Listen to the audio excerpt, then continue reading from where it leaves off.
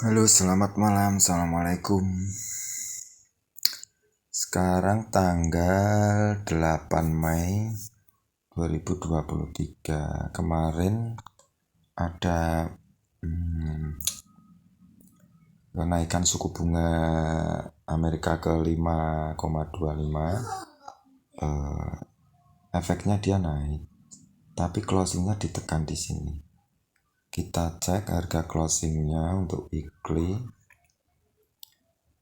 2015. Nah, sedangkan resistennya ada di sini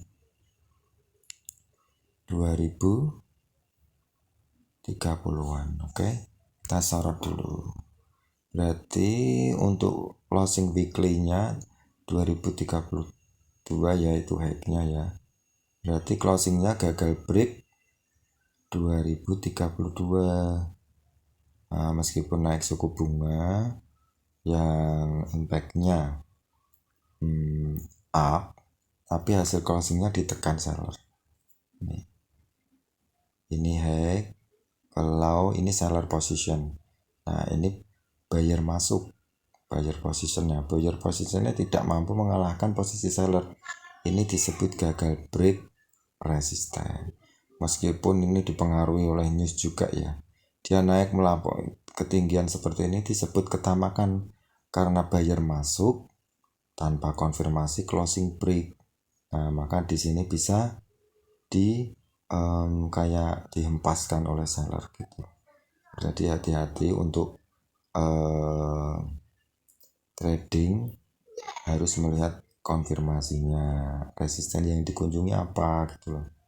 Nah, ini yang 2032. Kemudian kita mau lihat turun time frame ke daily ya. Dari sisi daily ini ada di sini 32 yang tadi, terus ini juga ya kan. Ini juga.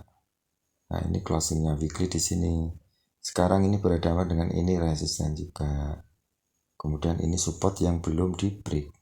Oke, kita cek harga supportnya yang belum di break 1965. Kita lihat 1965. Oke, di sini ya. Ini pernah break tapi di reject terus ya kan. Break terus reject, break lagi, reject lagi, terus nggak mampu ngebreak, akhirnya naik. Nah kan sampai hari ini belum ada break. Nah ini selama ini kekuatannya tetap di bawah sini 32 ini, dia kemungkinan besar akan mengejar kembali supportnya ini untuk di break dan tidak mampu rejection untuk selanjutnya berlanjut ke supportnya. Ini support juga. Nah, oke, ini support weekly ya. Di sini oke, 1899. Sini 1858 support lagi. Kemudian di bawahnya lagi masih ada 1818. Ini ya, buyer position ini menjadi supportnya. Support ini buyer ini support juga nih. Nah, ini ada kemungkinan 2032 secara weekly gagal breakout resisten. Nah, ini kita tinggal mengamati aja. Daily, weekly tetap di bawah 2032. Kita menargetkan untuk break 1965 berlanjut sampai ke sini. Nah, ini nanti ada pertahanan dari buyer, kan? Di sini nanti bisa mantul. Nah, mantul di sini kemungkinan ya akan berhadapan dengan sellernya lagi. Ini seller yang menginginkan jatuh sebagai resistennya. Oke, ini kan support nih, tapi ini calon resisten gitu loh. Jadi jika dia sampai ke sini 1899 misalkan mau naik ya, nanti seller-seller ini yang akan menjaganya seperti itu. Oke, jadi selama D1, W1, H4 closing tetap di bawah 2032, indikasinya jatuh untuk ngebreak 1965. Oke, ini minimal D1 karena ini ekor D1 dilawan body D1. Oke. Walaupun kadang H4 juga bisa mengkonfirmasi, tapi jarang sekali.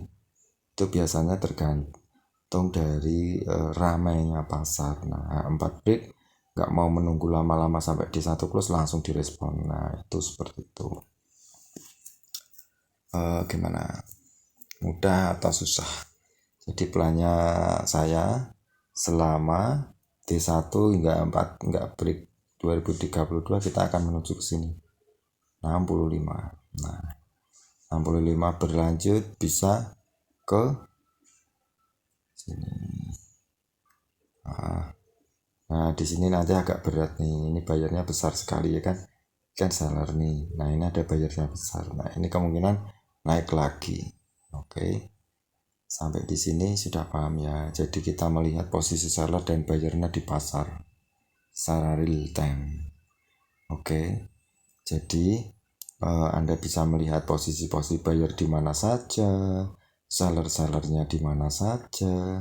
Kemudian yang floating ini seller floating, ini seller floating, ini floating, ini floating. Orang-orang yang floating itu juga kita bisa melihat. Floating seller ini juga menginginkan profit.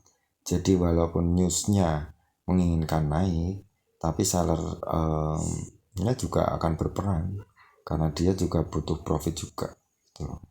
Oke, terima kasih. Selamat malam. Assalamualaikum.